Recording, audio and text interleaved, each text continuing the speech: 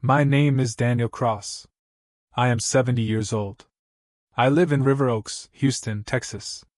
I built shopping centers, apartment deals, and storage sites from nothing. And I am telling you this because my wife handed me divorce papers at my 70th birthday party while holding the hand of my financial advisor. There were almost 200 people in the room.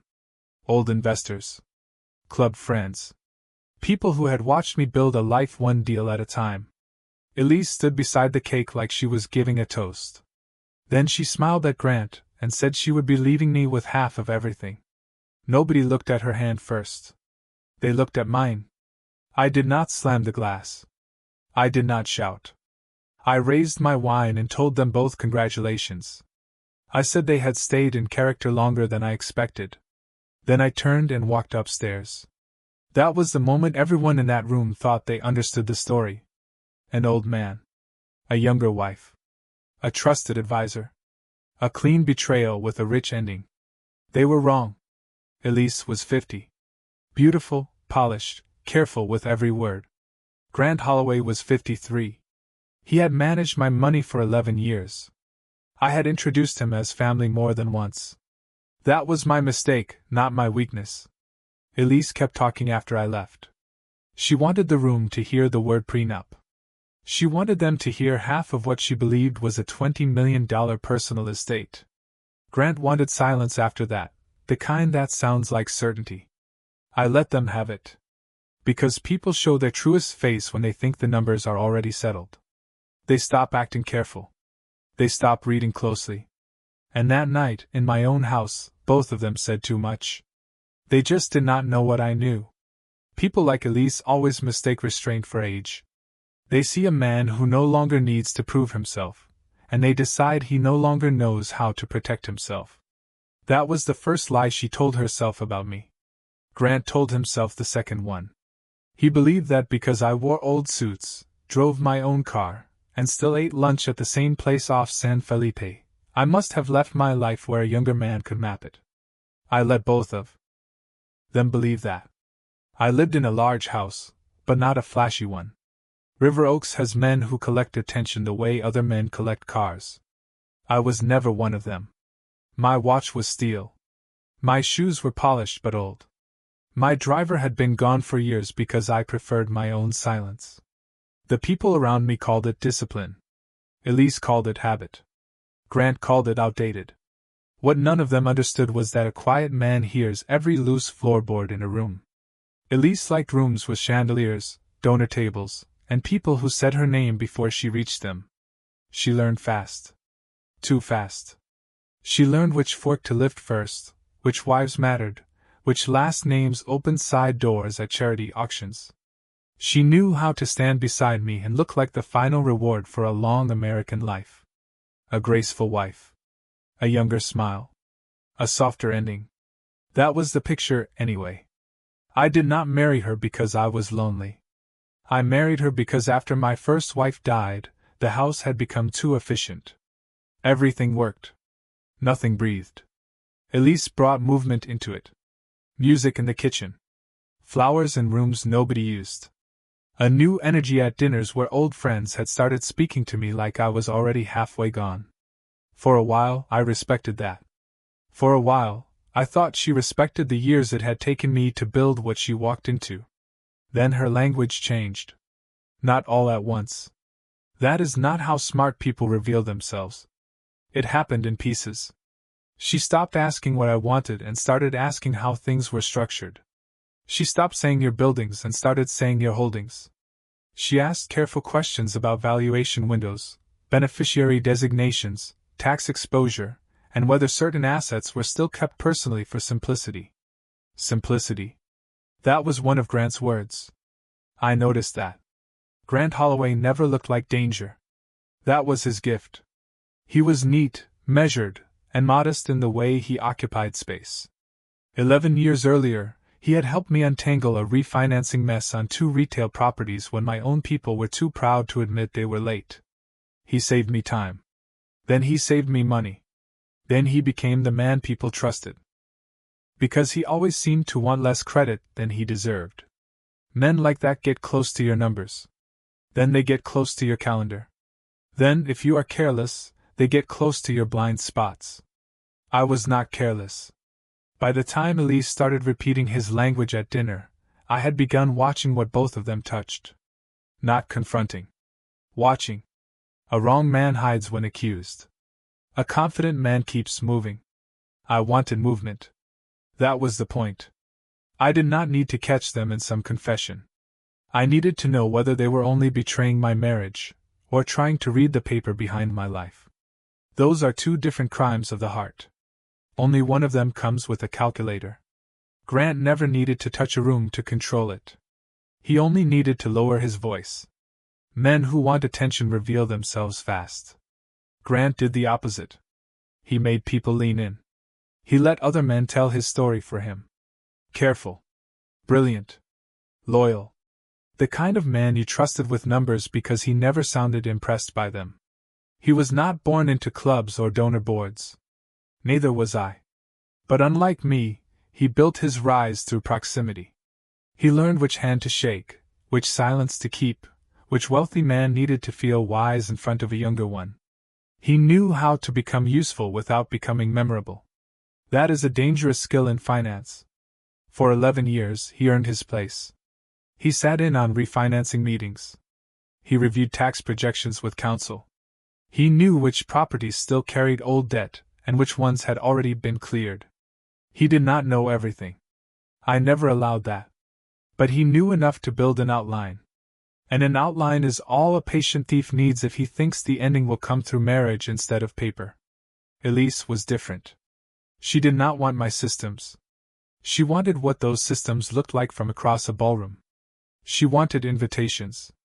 Better tables. The slow lift in people's eyes when they realized she was attached to permanence. That pause was oxygen to her. In the first years, she wore that ambition lightly. New dresses. Better charities. More interest in art she did not care about. That kind of thing is harmless by itself. Plenty of marriages in my world are built on appearances both sides understand. I simply believed she also saw the man who had built it. Then I started hearing Grant inside her sentences. Not his exact wording at first. Just the shape of it. She began asking why certain assets were still held outside newer vehicles. She asked whether old schedules attached to the prenup had ever been refreshed. She asked if I had considered streamlining personal positions for easier succession review. No wife reaches for that phrase on her own. Someone placed it in her mouth and waited to see if I would react. I did not. I watched. That is the part people misunderstand about strong men. They think silence means denial. Sometimes silence is measurement. I was measuring pace, access, and confidence. Elise was growing bolder. Grant was growing calmer. One night at dinner, Elise asked whether the prenup still reflected current valuation levels if market conditions changed. She asked it while cutting sea bass. Soft voice. No tremor. Like she was asking about the weather. I remember setting down my fork and looking at her hand before I looked at her face. She wore the diamond I had given her on our 3rd anniversary. She turned it once, then waited. I answered with one sentence. Why are you asking now? She smiled too quickly. Said a friend in Dallas had gone through an ugly divorce. Said it made her curious. Curiosity is an expensive word when it shows up late in a marriage. Grant was at the house the next afternoon for what was supposed to be a routine review on year-end tax strategy. He arrived exactly on time. Gray tie. Blue folder. Relaxed shoulders.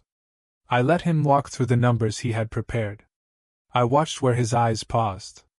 Not on income. Not on expenses. On categories. On whether certain lines still sat where he remembered them. He never asked directly. He circled. Efficiency. Liquidity. Exposure. Personal concentration risk. Every word was a probe. That was when I first knew this was no longer about betrayal in the ordinary sense. A wife can drift. A marriage can cool. But once two people start testing the perimeter of your paper life, emotion is no longer the engine. Calculation is? I began choosing the battlefield then. Not the bedroom. Not the kitchen. Not some dramatic confrontation where one liar gets to improvise faster than the other. I wanted a clean place. A documented place. So I let them believe I was slower than I was. I let Elise grow sharper in public. I let Grant remain helpful. Because people only reveal their full arrogance after they stop fearing your reach. Elise needed to believe she was stepping into control. Grant needed to believe he had already read enough. I did not need to catch them holding each other. That would have satisfied the hurt man in me. It would not have protected the builder. I needed to know whether they were stealing comfort, or trying to steal position. In my world, those are not the same. One breaks your heart. The other studies your signature before it moves. The proof did not arrive through some dramatic confession. It came folded inside a cream envelope beside my birthday plate. Elise had placed it there before dessert. I knew that because the paper sat too square to be handed over in a moment of emotion. She had planned the angle. Planned the timing. Planned the audience. Across the room, a string quartet was still playing. A waiter was carrying champagne toward the terrace. People were smiling the way people smile when they know money is in the room and want to stay close to it. Then Elise stood. She did not shake. That mattered. Fear makes hands busy. Her hands were still. Grant stayed half a step behind her, close enough to be seen with her, far enough to pretend he was not part of it. That distance told me more than the envelope did. She said my name first. Soft. Polished. Almost tender.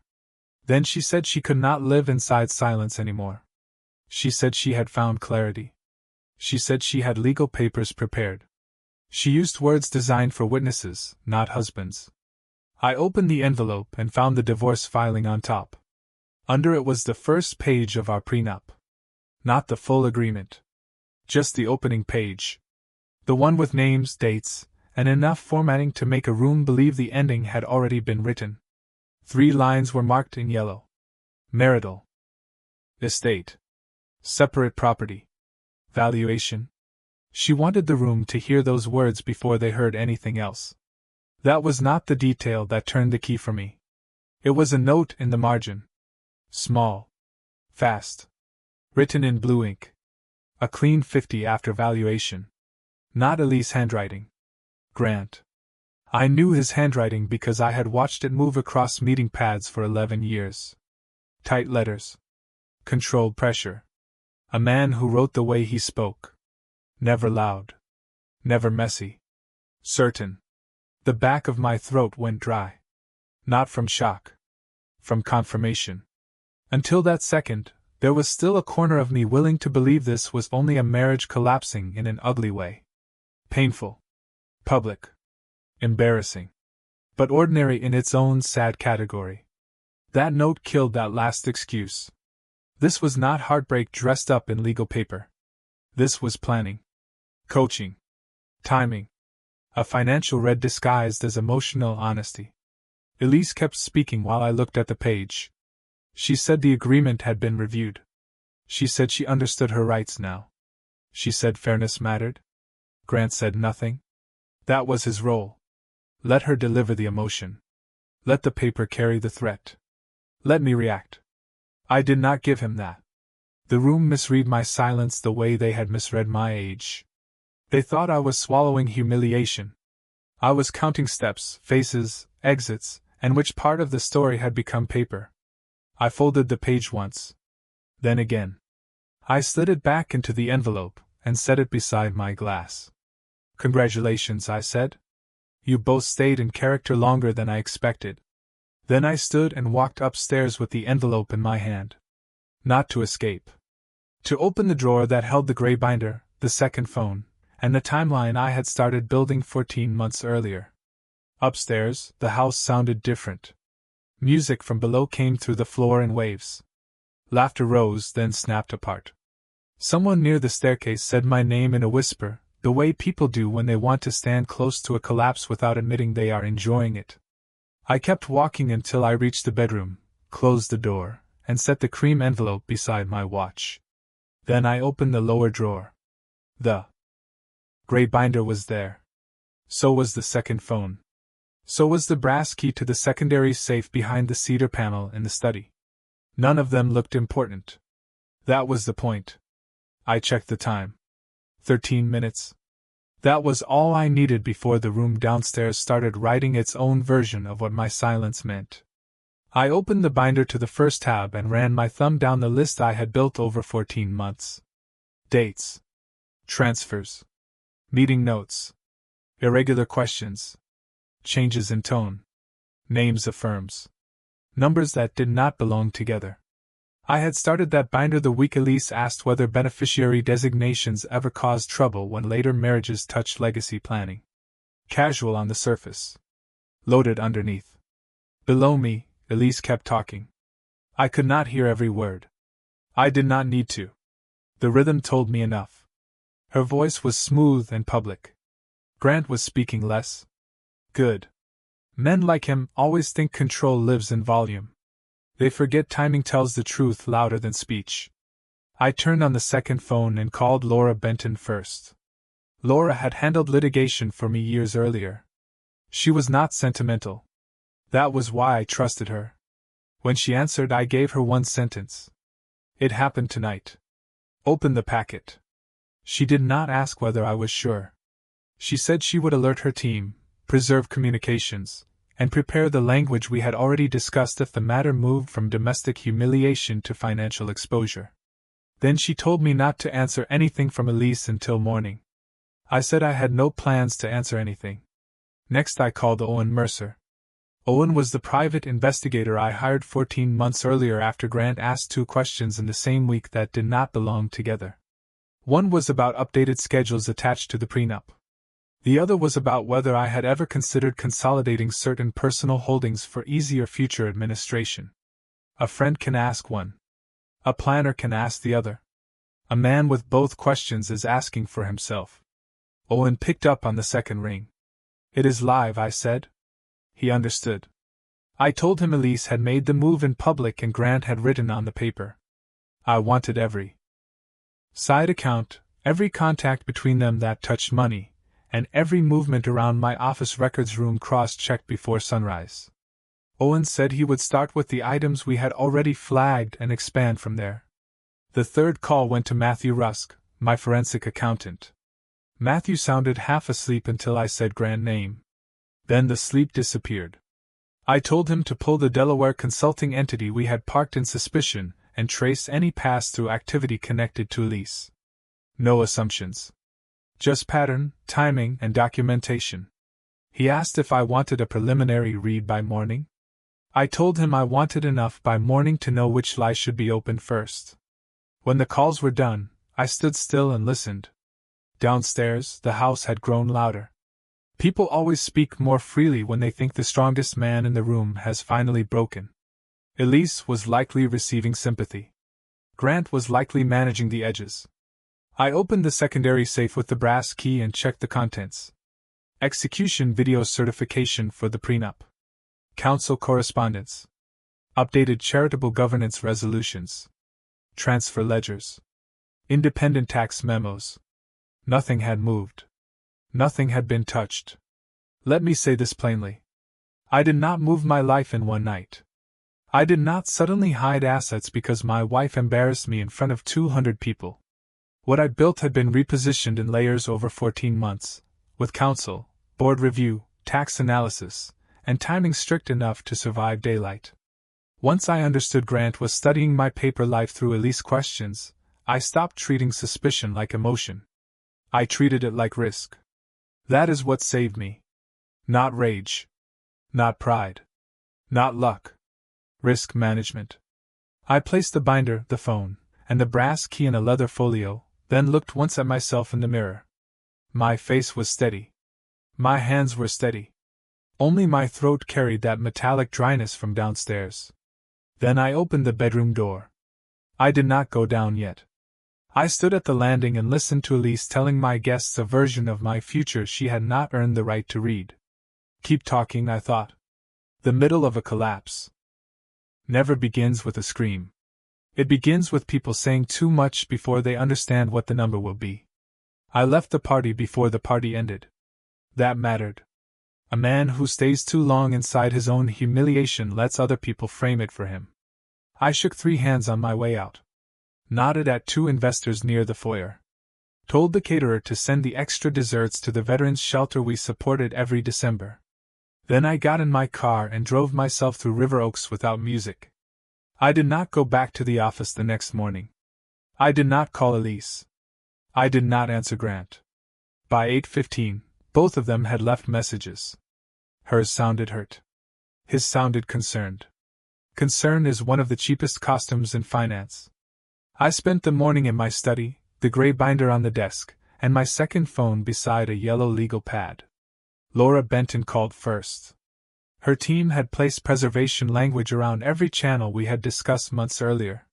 She told me to expect pressure before noon. Not legal pressure yet. Narrative pressure. Let them, I said.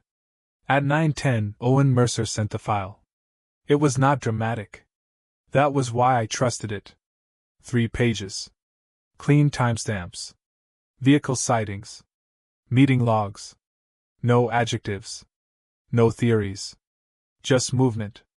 Grant and Elise had met privately 19 times over the previous 7 months outside any setting that fit my schedule. Hotel lobbies. Quiet restaurants. A private room at a club on Westheimer. Once in the parking garage of a bank building where either of them had business that day. That still was not the real damage. The real damage arrived 26 minutes later when Matthew Rusk called with the trace summary. We had been right about the Delaware entity. A consulting company with a name bland enough to disappear in invoices had received 3 transfers over 2 quarters from a side stream Grant controlled.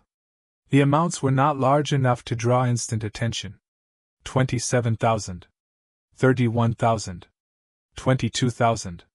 But money does not become innocent because it arrives in modest pieces.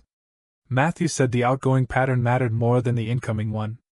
Each transfer broke apart within days, then landed in 2 accounts Elise had opened after our marriage. One was styled as household contingency. The other carried a name pretending to be related to charitable event support. I asked one question. Did she know? Matthew paused. Then he gave the only honest answer a good accountant can give before the trail is complete. She touched it. That is different from understanding it. Good, I said. Keep tracing. At 10:47, Owen sent the second packet. This one came from my office building. Access logs. Elevator logs. Internal camera pulls. Over a 5-month stretch, Grant had entered the records floor 3 times after normal hours using temporary authorization codes he could still request from earlier refinancing and tax review access that no one had thought to strip yet. He never stayed long. 9 minutes once. 11 minutes once. 6 minutes the third time. Long enough to review. Long enough to photograph. Not long enough to remove boxes. He was not looking for structure. He was looking for old maps. That was the mistake. He had focused on legacy schedules attached to the prenup and older personal asset summaries that were accurate once, but no longer current. He believed the man he first met years ago still held his life the same way. Personally. Directly. Within reach. By noon, Laura joined me in person. She arrived in a navy suit, set her briefcase on the table, and read through the morning packets without wasting emotion. Then she looked up and asked whether I wanted the banking snapshot pulled before Elise made her first move. She already has, I said. She just does not know what she is looking at. At 12:23, my banker called. Elise and Grant had shown up together. Not to ask questions. To act. They requested immediate visibility into my liquid personal position. My banker was too disciplined to give them more than procedure allowed, but procedure was enough. Because minutes later, he called me back with the line I had been waiting to hear. Daniel, he said, there is almost nothing there. How much? I asked. He read it carefully. $0.14. I wrote the number down myself. 0.14. Then I sat back and looked out. Through the study window at the oak trees. Not broke. Not trapped. Not stripped. Just no longer standing where they thought the body was. That was the moment the story changed. The prenup was not dead. Their fantasy was. And somewhere across town, with Grant beside her, Elise was hearing the smallest number of her life and realizing she had built her escape around paper that belonged to an older version of me. I asked them to meet me 2 days later at the club on Westheimer. Not my house. Not my office. Not a lawyer conference room where procedure could protect them before truth had weight. I chose the private dining room because Grant liked that room. Dark wood. White tablecloth. No music. I arrived first. Laura Benton waited down the hall with copies, timestamps, and a sealed packet that would stay sealed unless I said otherwise. I needed Elise and Grant to walk in believing this was still a negotiation. I set one envelope in the center of the table. Elise came in early. Cream blouse. Gold earrings. Controlled face. She sat across from me but did not touch the envelope. The bank had frightened her, but not humbled her. Grant arrived 2 minutes later. Elise spoke first. Daniel, she said, this does not need to become cruel. You brought divorce papers to my birthday dinner while holding my advisor's hand, I said. Let us not waste language. Daniel, there are pieces here none of us had full visibility into. The bank result does not mean what Elise thinks it means. I am sure there is a structure issue we can clarify with the right people in the room. You are the right people, I said. You just came too late. Then I opened the envelope. Inside were copies only. Originals stayed elsewhere. I pulled out the first page and slid it toward Elise. This is the current banking snapshot for my personal liquid position, I said. Read the number out loud. $0.14, she said. Not broke, I said. Not missing. Not stolen. Just not sitting where you thought my life still lived. Grant said nothing. I slid the second document across. Board resolution, I said. Veterans Transitional Housing Foundation. Irrevocable charitable structure. Effective date 14 months ago. Elise read the header once, then again. What is this? It is the part of my life you never bothered to imagine, I said. Grant reached for the page too fast. Need is visible. He read in silence. Then he set it down carefully. Daniel, he said, charitable planning does not erase marital questions. No, I said. But it does change what is personal, what is governed, and what no longer belongs to the version of me you tried to price. I laid down the third item. Transfer ledger. The fourth. Tax Council memorandum. The fifth. Valuation summary. One after another. No flourish. No raised voice. Just paper crossing linen. This transfer was reviewed before your first question about updated prenup schedules, I said to Grant. This one was completed before Elise asked me whether beneficiary designations caused problems in later marriages. This one closed before my birthday invitations were mailed. Elise looked from page to page. Grant did not look at her. He was reading dates. You cannot do this to punish me for leaving, Elise said. This was not built to punish you, I said. That is why it works. Punishment is emotional. Structure is patient. Grant stepped in. Daniel, with respect, if these are charitable transfers, then there will be review trails, governance questions, tax interpretations. Any aggressive posture here creates risk for everyone. There it was. Not guilt. Not apology. Risk for everyone. That is how men like him confess. I pulled out the next set. Email extracts. Metadata. Access logs. Parking garage entries. Records room timestamps. I spread them in a row between us. This is you entering my records floor after hours, I said. 3 times. 9 minutes. 11 minutes. 6 minutes. This is your temporary authorization code request. This is the camera still from the south corridor. This is the printer log you triggered on a night you said you were home with the flu. Elise turned toward him slowly. Grant. He did not answer. I placed one smaller page in front of her. This is the note written on the copy of my prenup you handed me at my party, I said. A clean 50 after valuation. She stared at it. Then at him. Did you write that? Grant kept his face still. For 2 seconds too long. That was answer enough. Because one person stopped pretending not to know, and another realized she had been carrying somebody else's confidence in her own hands. You said the agreement was outdated, she said to him. You said half was clean. You said the review was simple. Grant kept his voice low. I said the personal estate appeared exposed under certain assumptions. Assumptions, Elise said. Yes, he said. She gave a short laugh.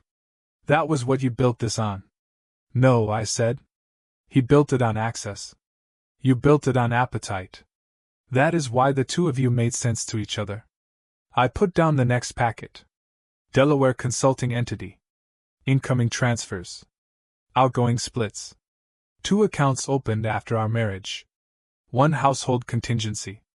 1 charitable event support. Elise looked at the account numbers first. I know those accounts, she said. I know, I said. She turned to Grant again. What is this? Routine flow management, he said. Routine flow management, I repeated. That is a beautiful phrase for money that moves in small pieces because large pieces get remembered. Daniel, he said, you are making an interpretation? No, I said. Matthew Rusk is making an interpretation. Laura Benton is preserving it.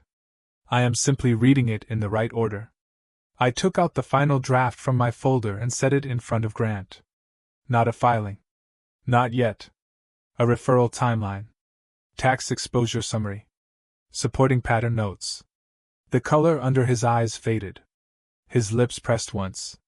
His right thumb rubbed the edge of the paper. What did you put through my accounts, she asked. Grant answered too fast. Nothing that cannot be explained.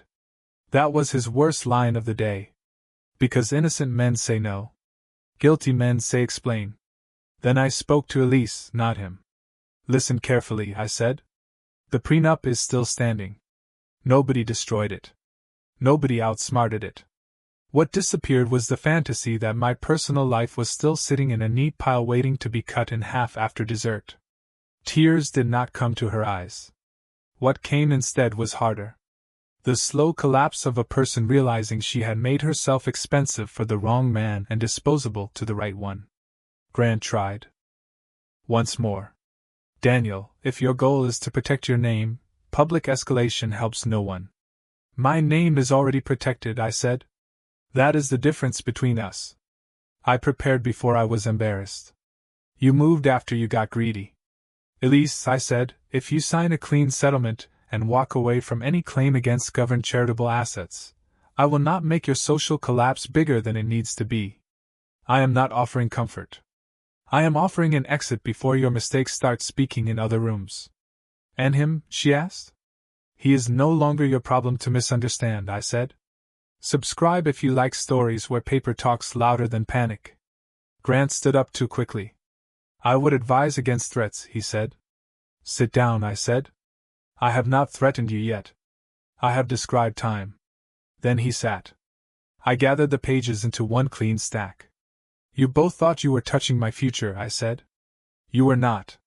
You were standing next to an older version of it, trying to divide a shadow. Then I rose, left cash for the untouched lunch, and walked to the door. Behind me, nobody reached for me. Nobody called my name. That was the first honest silence yet. The room finally had something neither of them could charm, outtalk, or explain away. Proof. The room stayed silent after I left. Not polite silence. Not stunned silence. The kind that makes people suddenly aware of their own breathing. Laura stepped out from the hall and walked beside me without speaking. We reached the parking lot, and only then did she ask one question. Do you want the referral packet released today? No, I said. Not today. Let him sit with the timeline first. That was the point of men like Grant. They did not fear guilt first. They feared sequence. Dates. Signatures. Patterns. The moment they realized paper had started arranging itself against them, they stopped acting like architects and started acting like prey. Inside that dining room, Elise finally turned toward him without performance left on her face. What did you put through my accounts? Grant did not answer right away. He looked at the pages again, then at the door I had just closed. That told her everything. A woman can survive being unloved. Longer than she can survive realizing she was useful. By late afternoon, her attorney called Laura asking for time. Not to fight. To reassess. That word always arrives when confidence dies. Grant disappeared before sunset. No apology. No explanation. No last attempt to sound wise. He simply stopped replying. His phone went dark. His assistant claimed she had not seen him. The club said he left through the service entrance. Men like him never run loud. They leave through side doors. Elise went back to the house just before 6. She opened the private safe in her dressing room and found the velvet trays half empty. The diamond pieces she wore most often were gone. So were 2 watches, a tennis bracelet, and the loose stones she kept in a small cream pouch behind the insurance papers. That was the final insult. Not romance collapsing. Not money vanishing. Recognition. Grant had never chosen her. He had chosen access, cover, and timing. When I ceased to be profitable, she ceased to be necessary. I did not call her that night. I did not call anyone. I sat alone in my study, loosened my tie, and listened to the house settle around the truth at last. A week later, the story people told about me had changed. At first, River Oaks whispered the usual version. Old man embarrassed. Younger wife gone. Financial advisor involved. A rich collapse with polished clothes around it. But gossip survives only until paperwork enters daylight. Once Laura began guiding the right facts into the right rooms, the shape of the story shifted. My name was no longer attached to humiliation. It was attached to the Veterans Transitional Housing Foundation and the largest housing commitment our group had made that year across the Houston area. The same money Elise thought would become her clean half had already changed purpose long before she reached for it. That was the part she never understood. Money does not disappear when it leaves a marriage. Sometimes it finally reaches the place it was meant to protect. Elise moved into a furnished condo in Uptown under a short lease and a longer silence. No driver. No social calendar. No donor tables waiting for her smile. Her lawyer stopped using aggressive language, then stopped calling at all. Grant vanished faster. The last useful thing I heard was that he tried to move through the Caribbean after document hold notices had already started landing and the referral packet was no longer sitting still. Paper travels well. So do patterns. Government attention moves slower than gossip, but once hold notices, timeline packets, and account questions start lining up, nobody gets to call it a misunderstanding anymore. I did not celebrate. I drove alone to a small diner off Memorial Drive, ordered meatloaf, iced tea, and a slice of pecan pie, then sat in the corner booth where no one asked me questions. The waitress called me sir, refilled my glass twice, and left me with my thoughts. That was enough. At my age, a man stops building just to be admired. He builds to defend what took his whole life to shape. His name. His work. His peace. If someone keeps asking you to trust their version, stop listening. Ask to read it. And if the quiet person at the table is not arguing, be careful. He may already know where the truth is filed.